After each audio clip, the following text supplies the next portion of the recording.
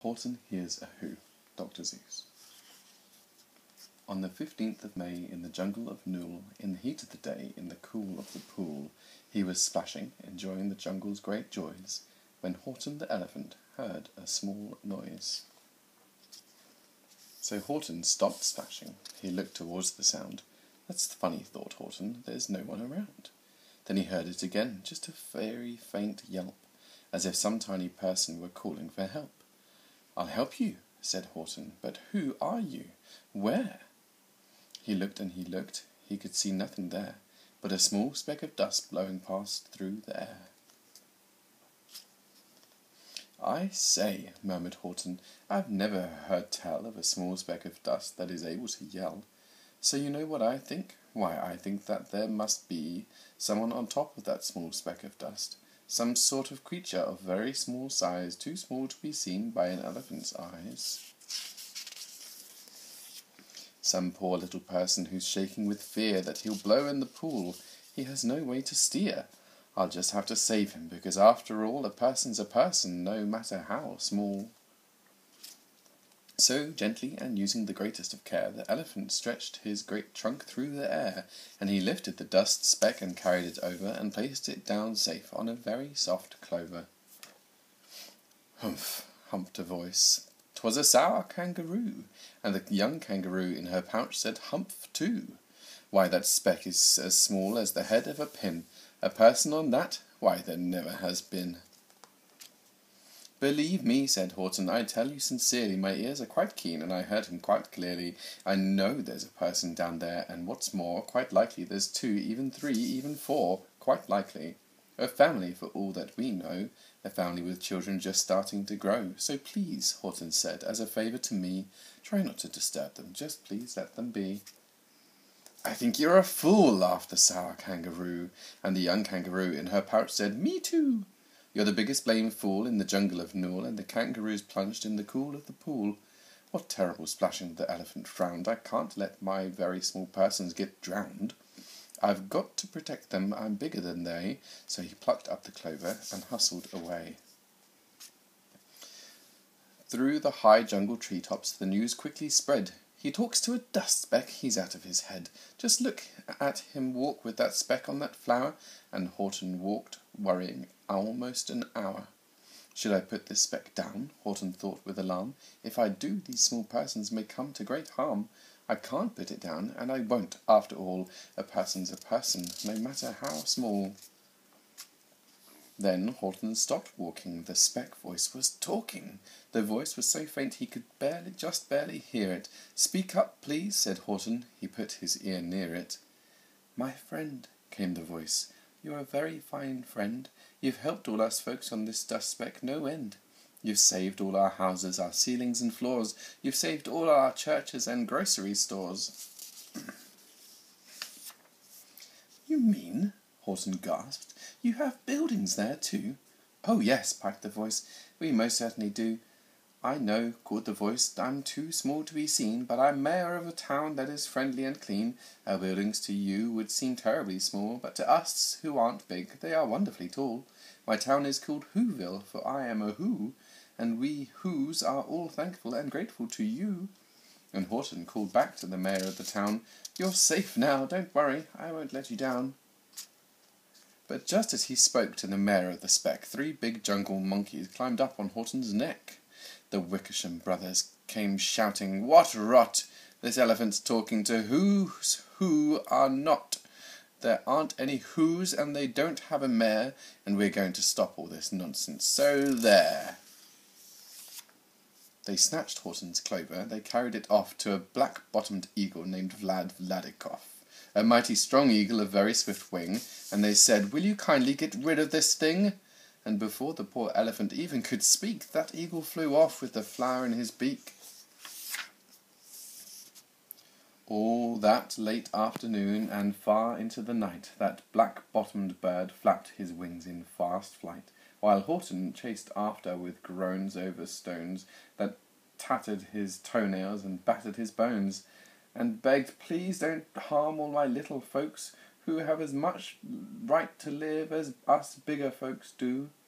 But far, far beyond him that eagle kept flapping, and over his shoulder called back, "Quit your yapping! I'll fly the night through. I'm a bird, I don't mind it, and I'll hide this tomorrow where you'll never find it." And at 6:56 the next morning he did it, and it sure was a terrible place that he did it. He let that small clover drop somewhere inside of a great patch of clovers 100 miles wide.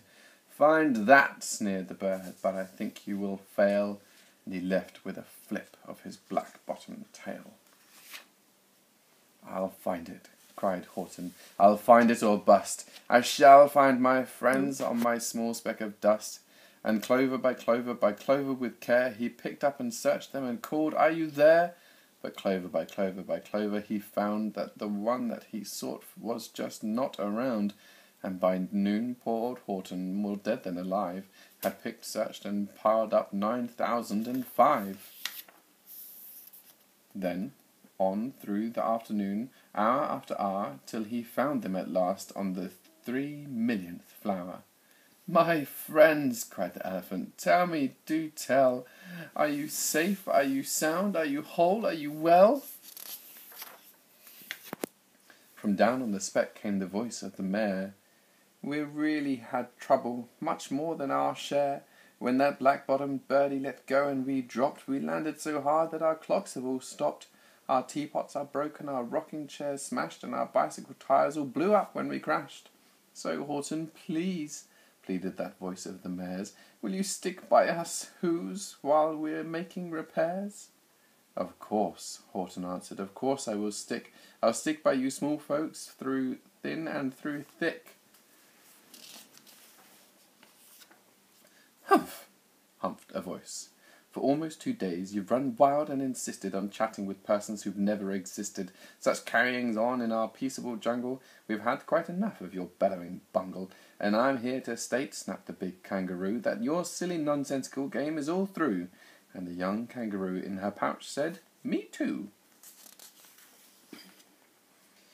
With the help of the Wickersham brothers and dozens of Wickersham uncles and Wickersham cousins and Wickersham in-laws whose help I've engaged, you're going to be roped and you're going to be caged. And as for your dust speck, ha!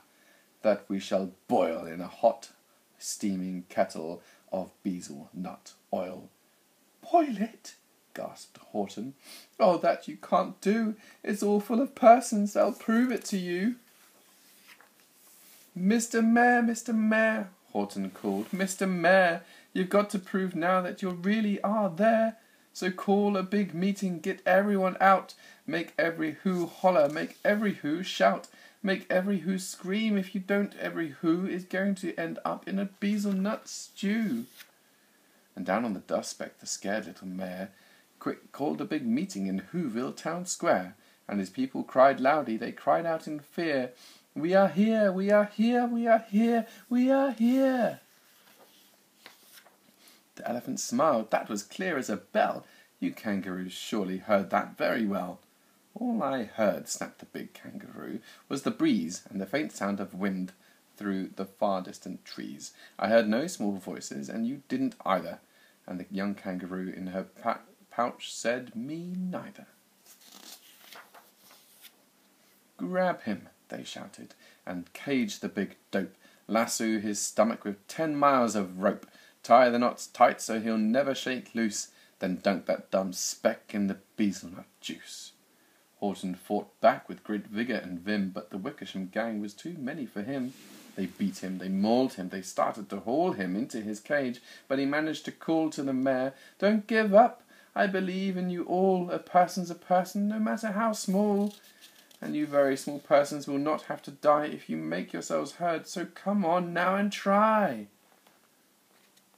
The mayor grabbed a tom-tom, he started to smack it, and all over Whoville they whooped up a racket. They rattled tin kettles, they beat on brass pans and garbage-pail pot-tops and old cranberry cans. They blew on bazookas and blasted great toots on clarinets, oompahs and boompahs and flutes. Great gusts of loud racket rang high through the air. They rattled and shook the whole sky, and the mayor called up through the howling, mad hullabaloo, "Hey, Horton, how's this?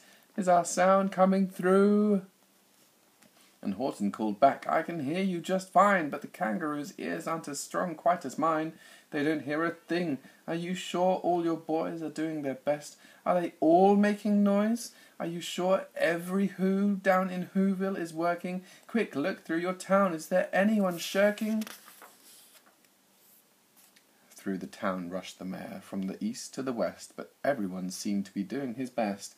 Everyone seemed to be yapping or yipping, everyone seemed to be beeping or bipping, but it wasn't enough. All this ruckus and roar, he had to find someone to help him make more. He raced through each building, he searched floor to floor.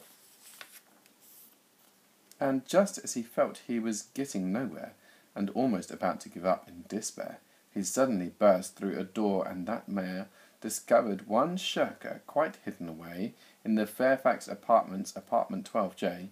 A very small shirker named Jojo was standing, just standing, and bouncing a yo-yo, not making a sound, not a yip, not a chirp.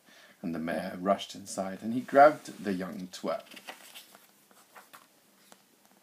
And he climbed with the lad up the Eiffelberg Tower. "This," cried the mayor, "is your town's darkest hour, the time for all who have blood that is red to come to the aid of their country," he said. "We've got to make noises in greater amounts, so open your mouth, lad, for every voice counts." Thus he spoke as he climbed. When they got to the top, the lad cleared his throat, and he shouted out, "Yop!" And that yop, that one small extra yop, put it over. Finally, at last, from that speck on that clover, their voices were heard. They rang out clear and clean, and the elephant smiled. "Do you see what I mean?